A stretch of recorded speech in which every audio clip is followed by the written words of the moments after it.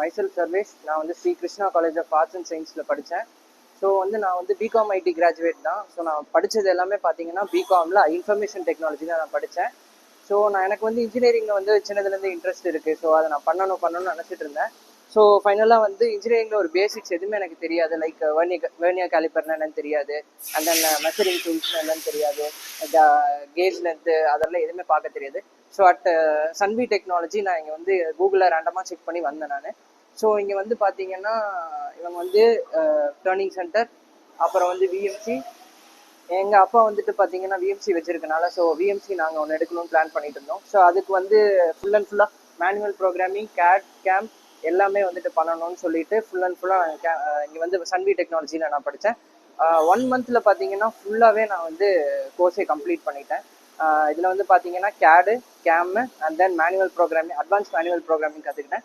3 weeks வந்து நான் வந்து மிஷின் ஆப்ரேட் பண்ணுறதுக்கு என்னை வந்து அலோவ் பண்ணாங்க. வேறு எங்கேயுமே மோஸ்ட்டாக அலோவ் பண்ணுவாங்களான்னு எனக்கு தெரியல, பட் இங்கே அலோவ் பண்ணாங்க.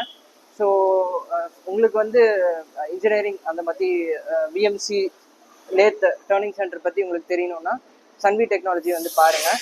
Thank you and happy learning.